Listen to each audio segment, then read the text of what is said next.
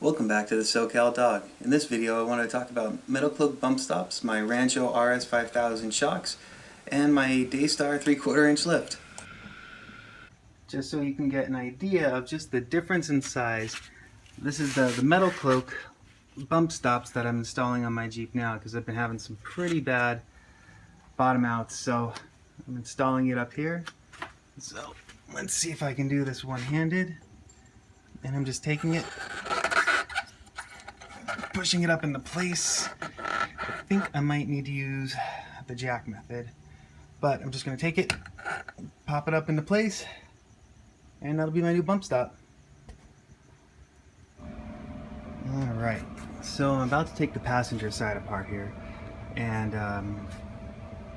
you're able to see that here's the old bump stop, and I mean, I have it. It's hard to see in this video. Let's get the little light.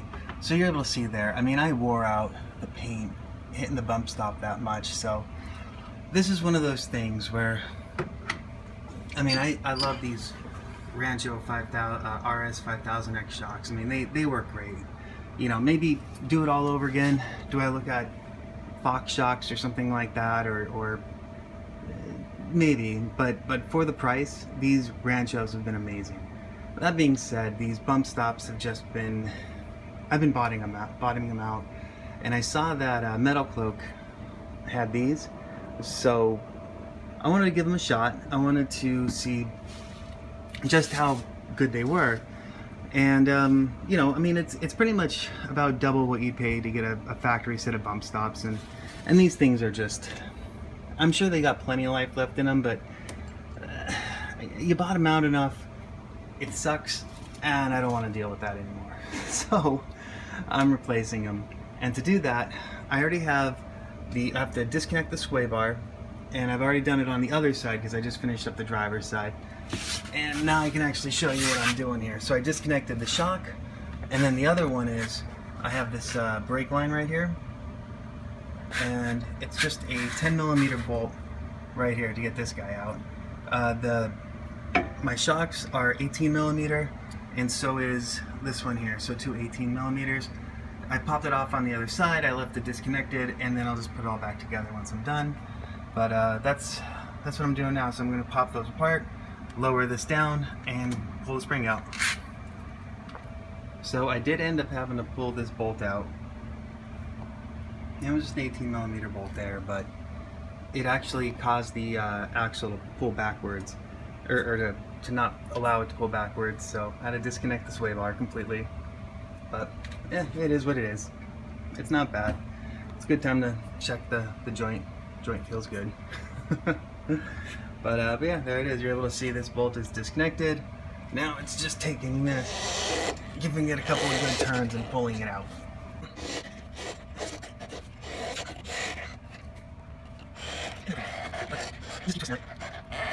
There we go, and it pops right out, no problem. And then the new one, I'm going to put a little bit of WD-40 on right here, and then I'm going to put this in place here, use a bar to go from this little piece here up to here, and just use that enough to pop it up into place. This is the first bump stop I just got installed here, so it wasn't too bad. I ended up using a little bit of WD-40, put it up in place, and then I just took a bar, and if you can see that little piece there on the axle, and I just took it, put it in place like this, and used that to force it up. I got it caught and then just squeezed it into place.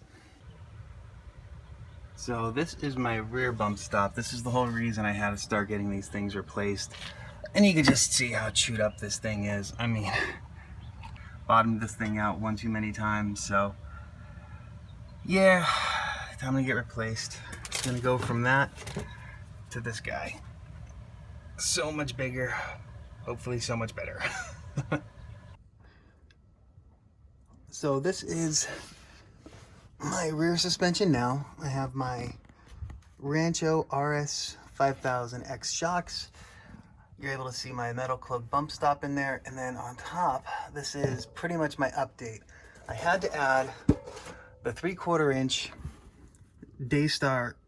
It's just a spacer kit for doing, because I had to do a mild lift on here, because what ended up happening is those bump stops just ended up being too close. And while the rear suspension wasn't bad, the front suspension just kept bottoming out on the bump stops with the stock suspension. So my fix for it was just adding in this 3/4 inch spacer. And now that I added the spacer in, it really, like, the back is great. Like, these bump stops are doing their job. I really like them. I have these airbags in there just for when I'm towing or when I kind of overload my Jeep a little bit. It's nice to throw, 5 pounds in there, and it just kind of levels everything out, and keeps me going down the road at the right ride height. So the front suspension was a different story. The bump stops were just too close to bottoming out on a stock suspension. That extra inch was too much. So I ended up cutting off the very bottommost tab, and then in addition to adding that 3/4 inch spacer, it really did the trick, and I love it. The bump stops are definitely better than stock. They're able to drown out that harshness of a bottom out to a degree that I really do like them. The shocks, I can't say enough good things about them, because I've done so many washboard roads and they've been able to really handle it. I mean, a huge improvement over stock. The lift kit install, I mean, it really wasn't bad at all. I didn't even make a video about it because it's really the same thing as installing those bump stops. If you were going to do it, I would say do it all at the same time. If you enjoyed this video, please like and subscribe.